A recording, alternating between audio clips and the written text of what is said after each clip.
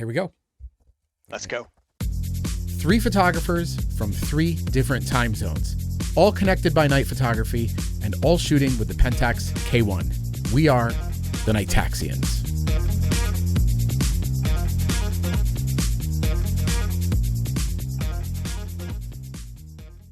We've got Old Car City coming up in October, and that's going to be a really fun one because it's in a really interesting place. It's a wooded area down outside of Atlanta, and it's 4,000 American-made cars, trucks, and buses just surrounded by trees growing up through them and everything. And this was, unlike a traditional junkyard, this was the plan by the family that owned the place, and now the continuation. They wanted this to look that way because they wanted people to come see it. And we'll be running that on the 25th, 26th, 27th, and 28th with a bonus location on the 29th of the school bus graveyard, which is a place that Ken discovered, and we got to shoot in December, which was pretty great. So I'm looking forward to getting back there.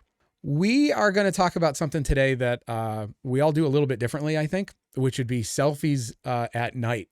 It's a whole different ball game on how to get that sort of stuff done, and we probably do it in really non-traditional ways. But I know a couple of us have been hired to actually do those things with long exposures and flashes and so on. And this is different than what you would see online with street photography. Street photography seems a lot easier because you're usually around like city lights and ambient lighting and so on. And you know, like in Ken's case, he's going out into the middle of Joshua Tree and he's blasting lights at people. Yeah. And then, yeah, exactly. And then Mike's out trying to get shots of himself. So he's the only one doing the light painting. So it's a one-man show. And I thought that'd be fun to talk about. Yeah. Cause sometimes we want to capture a moment, but there's no one around to help. Yeah, exactly. And selfies with a Pentax is tough because I'm not going to be holding that thing like way over my head or anything. So I have on the screen now a picture that Mike took. You can maybe tell us what year this is, but this is an old stone building and you've got a green light coming out of it. And Yep. That's a pretty cool shot. Now, how did you accomplish this? So that is actually, that's a jail is what that used to be. It's probably usually when I'm doing them, they're about like 2-second, 3-second exposures.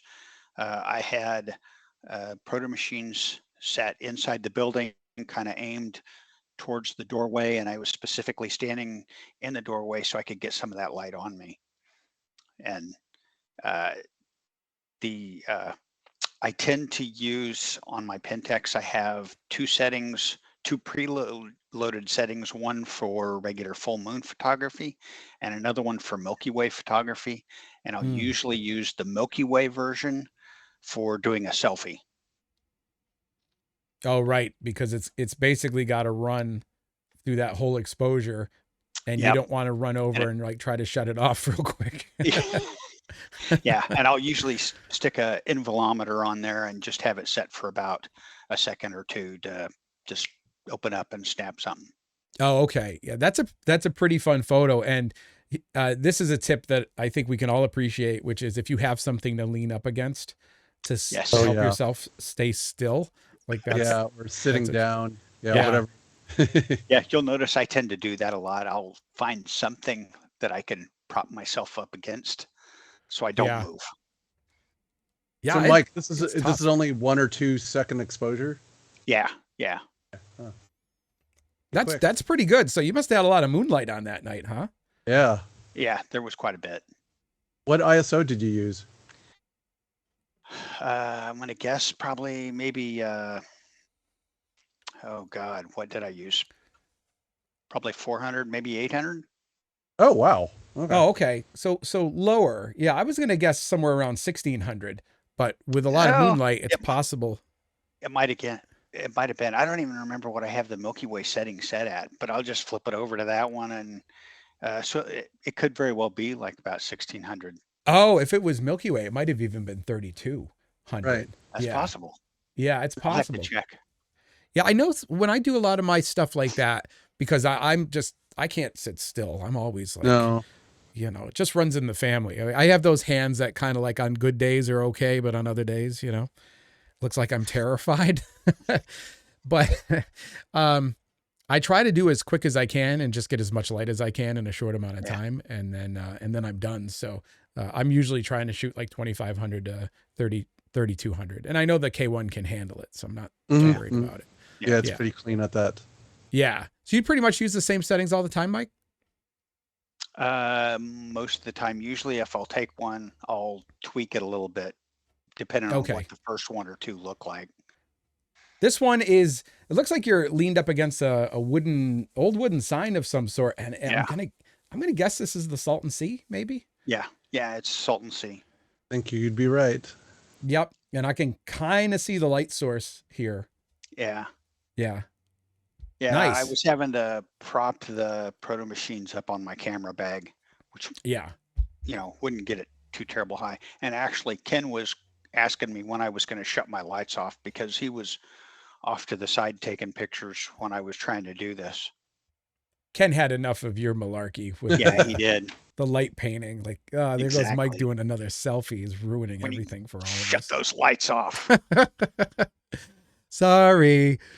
Yeah. Well, that happens. The dangers of photographing with other photographers trying to do selfies or anything for that matter, especially at night.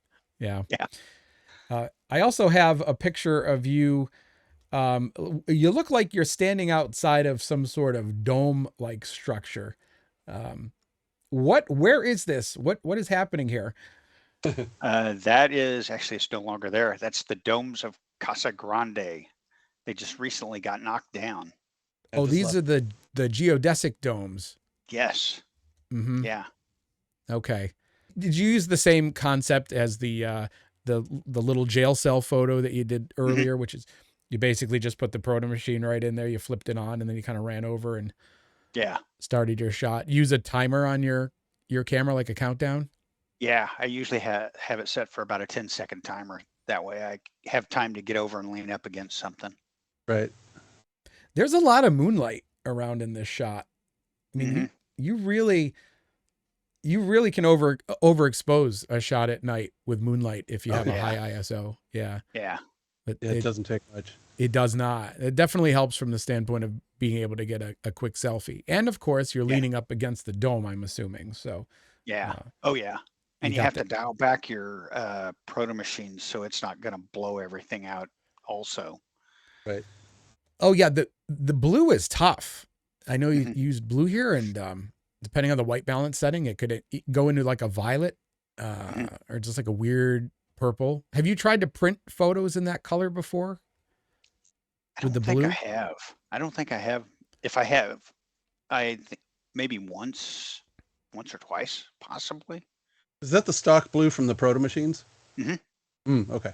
Oh, okay. Yeah, that's a great blue. I just rarely use it because I'm worried about printing it. It prints pretty well from my experience, but does it? I have to dial down the saturation a little bit. This is the shot in which I inhabit a bus 4 times over. I love this shot, by the way. This was a fun shot. So here's another thing you can do with long exposure night photography. Obviously, my plan here was not to be perfectly still or even whole.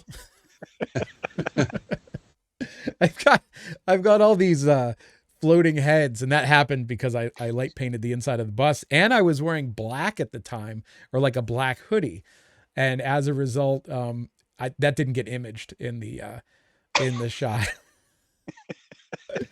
So the bus with 4 heads. I can't remember. I think I called this Crazy Bus or something, or Bus of Crazies. I'm not quite sure what was going on here, but the ectoplasmic goo in there. The more I tried to photograph myself in this bus, the more I realized that I really couldn't and get away with what I wanted. So I just let it go off the rails entirely. And I ended up with 4 floating heads. And you know what the really sad part was? The sad part was it still took me 3 or 4 times to get it just right. It happened. Just crazy enough. What's the exposure time on this? Believe it or not, this is about 2 minutes. Okay. Wow. Yeah, this is because I wanted to bake in the ambient light. So the conditions were just about a full moon. You can kind of see it peeking over the upper That's corner of the bus there. Yeah. And I was able to get on the bus, light myself. Basically, I just sat down in the seats, and then I more or less blasted the light up from maybe about a foot in front of me. I just held it out kind of like at an arm level, because I didn't want the light to be seen.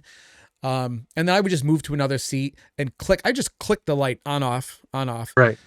And then I got off the bus and I lit the outside. So I had that nice front end of it. So this was completed in one exposure. Okay. Which was fun.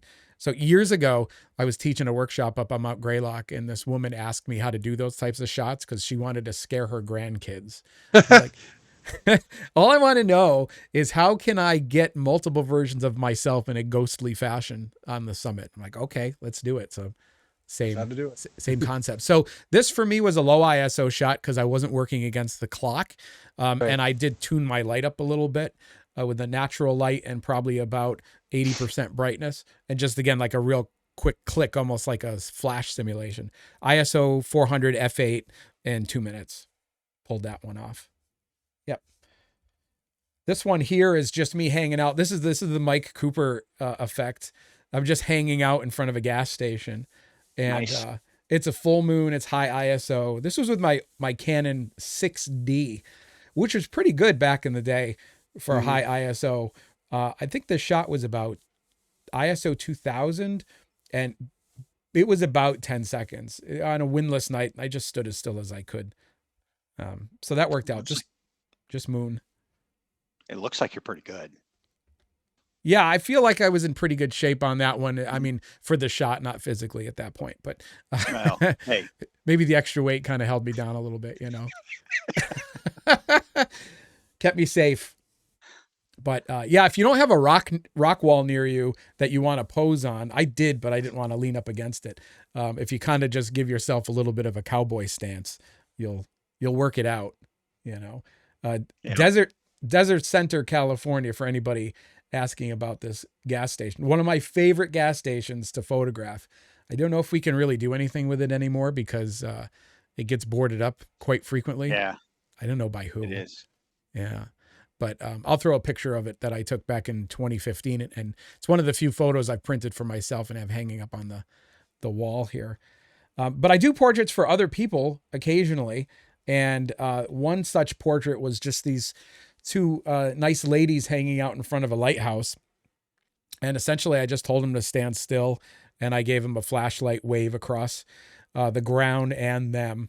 And that sort of froze them right in place. They were very good subjects because they stood very still. You can see a little bit of blur, but not much. And this was actually about, I think this was a 15-second exposure. Oh, wow. Yeah.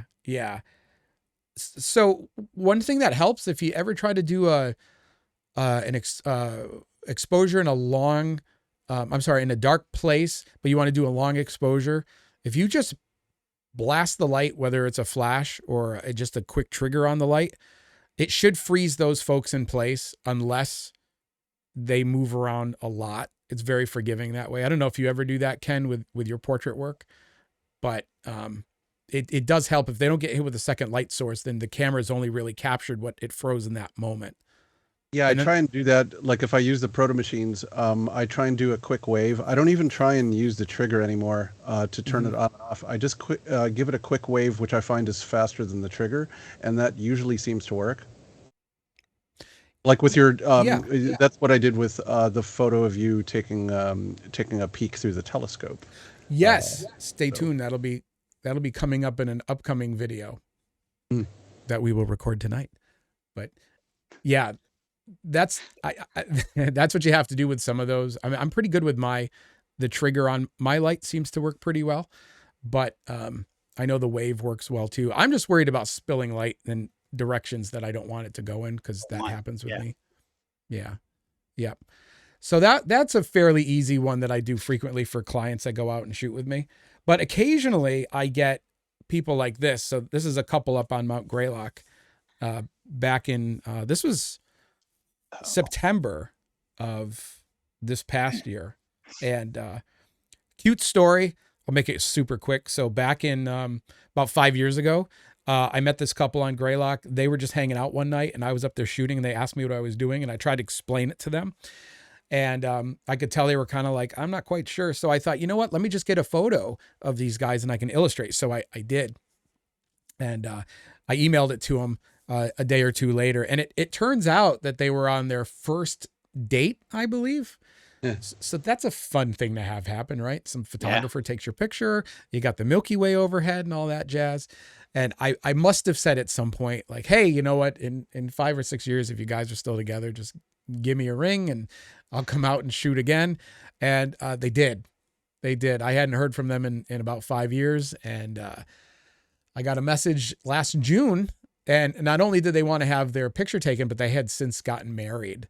So that was a fun experience. And I've gotten way better at night portraits since then. So I was really excited to do this. This is actually about 3 shots together. I did a flashed shot for those folks. I did a non-tracked high ISO longer exposure for the Greylock structure and the grass. And then I did a tracked shot for the Milky Way in the back. So this was kind of like a composite palooza. A big composite. Yeah. I can't believe I said that word without messing it up. Blend of three different photos there, essentially. Yeah, it ends up being 3 photos, and as a result, you end up with some nice, really sharp lines. And I had an assistant on this particular night. I didn't bring one, but the couple had some friends with them. So I asked one of them if they would hold one of the wireless flashes that I had about 15 feet off to the left of me.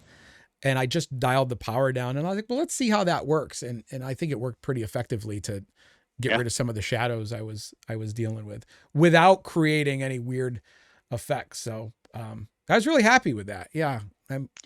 They were, thank you. Yeah, they were pretty thrilled about it. And then an hour later, I got a kidney stone. Whole nother story on that. Yeah. Was that Pentax related? It was not Pentax related, although it felt like I might have been passing a Pentax, but that's a story for another time. Here's an action shot of Ken defending himself against rogue dinosaurs in the desert. Yeah, you never know when you're going to get attacked by dinosaurs or threatened. So I fortunately had the camera set up. I just happened to have it set up in a really nice spot, and I defended myself to the best of my ability. It looks very Jurassic Park, if you ask me. It's such an action shot. It's like most of us were showing pictures where we're just kind of like, hey, look at us, we're in a photo. But I can tell you that I'm not leaning against anything here. No, I can see that. The dinosaurs are, though. But you also got some did you do some light painting here as well? I did, yeah. Oh, okay. All right. Because it looks like you've got the great shadows coming off from the moon, which is overhead. And then it looks like you might have blasted some light from the front corners a little bit. Yeah, this is a blend of 2 photos. So I did a low ISO photo of the dinosaurs and the ground, essentially. And I light painted that. And then I did a high ISO version. I'm going to guess it's somewhere between 2 to 4 seconds, probably ISO 6400. No, it was probably a little lower than that because the moon was out. But anyway, I did a high ISO thing with me in there, and then I just painted myself in Photoshop. And I just blended myself in. Yeah, that looks like a great blend. And when you do long exposure work long enough, you can kind of read the time of the exposure by the length of the stars. Like you're figuring out the age of a tree by counting the tree rings. Yeah, that's right. So I had a feeling looking at this picture that you were at least at a minute and a half. It's probably about right. Yeah, I see a little bit of trailing on there, but yeah, it's windy down there typically, right? It can be really windy, especially in the south part of Borrego Springs, which is where this is taken. And but I found that a lot of times if it's windy in the south part, you go to the north part, and it's often a lot less windy. But yeah, around here you have to pick a good night. The next one we have here, this one's my favorite. I put it on the Nelson website because it's just such a It crazy is thing, great. and it happened there. I think I said on the website something like Ken makes a collect call from Nelson or something like that. Tell us about this one. This one looks like there's an obvious narrative behind it, but technically, how did this all come together for you? This is either a UFO abduction or George Liu of Proto Machines helped me with the shot. Uh, so you decide. He backlit me. He could see that I was trying to get something going, and he decided to pitch in and help. And he was invaluable in getting some cool things going. But he basically light painted the whole exterior, backlighting me. And since the since the plastic or glass or what have you of the telephone booth is really smudgy and has a lot of patina, it picked up a lot of the light, so it looks like it's glowing, and that's basically it. And then I thought we were done with the one before this, and he took a close look at it on my camera, and he said, "No, your expression's all wrong. You have to look more panicked." So we did one more, and this is it. This is like the worst possible moment of whatever is going on. You could just, Yeah. you could see it in your face. Was there a light inside also, or was this all done from him running around with the proto machine? This is all him. Oh, wow. Because the telephone sign looks backlit inside, and then it almost looks like there's a light coming down on your face. So it was probably all reflection from glass. Yeah, I mean, I could be wrong. This was a while ago, because at one point I did have a light up on the top, so maybe I kept it there and I don't remember it. So Okay. yeah, now that you're mentioning it, it does look like my face is lit. So yeah, I would had to have had that in there. But I remember there was a little middle shelf in there, and initially when I was trying to take the photo, I put a light up in that metal shelf, and it looked pretty good as is. So I must have kept it there. Reading the star trails though, I'm gonna guess it probably wasn't more than like 15 or 20 seconds. It wasn't a super high ISO thing either, though, I don't think, because it's during a full moon. So, yeah, I don't really know how long this was, but it wasn't super long. Yeah, it looks great. We had a lot of lighting around, and that seems like a bright environment when you have full moon there. If you come to our workshop, you'll find that out. And you'll get to hang out in that phone booth. This one is a portrait that you had done, and I believe you were hired, or at the very least asked to do this in Joshua Tree. And this looks like a ton of fun. I was hired by a band called Bloomfield Machines, and they wanted, basically, he asked me if I could make photos similar to what I was doing already, only put them in it. So this is a long exposure, probably about 30 seconds or so, and relatively low ISO. I'm probably guessing about 400 or 800, probably 800. And I used a flash for this. But then after popping the flash, I popped a handheld flash from camera left, I believe it was. And then I took my Proto Machines and went in back of them and lit the rock in back, and then backlit them with a red light. Did you do all this in one exposure? One exposure, yeah. Wow. Nice. This is not a blend of any kind. That is impressive. It's impressive that you were able to do all that in the time that you had, but equally impressive that these guys stood as still as they did, considering that they had nothing to lean on. Yeah, this is where the flash really helps, because when you pop the flash, it freezes them instantly. So if you were to blow this up a little bit, you could see that on the side that didn't get as much illumination, you can see a little bit of blur, but it's and I pointed that out to them, and they said, "No, we want that because it looks extra weird that way." So we just kept it. I like that. Extra weird. Yeah, I mean, it ended up being marketing for them. So yeah, yeah, they liked your style, and it is kind of weird, and that's not something you could duplicate. I like it. Yeah, it came out really nice. Yeah, and you did multiples for them. I'll grab another one and I'll throw it up here. Oh, cool. How many shots did you end up giving them? Well, I did sunset shots too, so I probably gave them about 20. Oh, wow. Okay. Wow. Yep. That's a good chunk. So were you on this site for pretty much the whole Mm, shoot? yeah, we were there for hours. Yeah. Okay. Wow. Wow, that's great. Yeah, because there's no indication in this shot that there was any daylight or sunset happening. So, Nope. In fact, this is the last shot of the evening. oh, is it? Yeah, so I just let it fly. I had this idea of backlighting and stuff, and I just let it fly this time. And because I was doing it in 30 seconds, I was sprinting from spot to spot because I think there were at least 3 spots that I had to run to. So Light yeah, painting is a workout. It is. What was going on here? Because this is not at all photoshopped. You found giant letters in the desert. that is very true. It's an art installation, and it's this particular photo is in Wonder Valley, which is somewhat close to Joshua Tree National Park, and it actually says, I believe it says, the end of the world is the full phrase. So in giant letters. And I just picked end and decided to take a selfie. But I wanted to raise my hands up.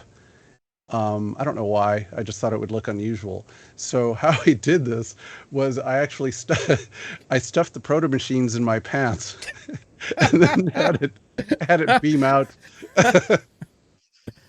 Okay. You know, coming forward, and then did probably a 4-second exposure at high ISO, probably 6400. Wow. Oh, what camera did you use with this, by the way? That's a Pentax. That is a clean image. Yeah, And you said that 6400? I'm guessing it's 6400. It might have been 3200 because of the full moon. I don't know, but I remember that it was about a 4-second exposure, and I took a whole bunch of them because I had the intervalometer going, and I just picked the one in which I stood the stillest. It's That makes sense. crazy. Yeah, I mean that just looks amazing. And that is a clean image even at 3200.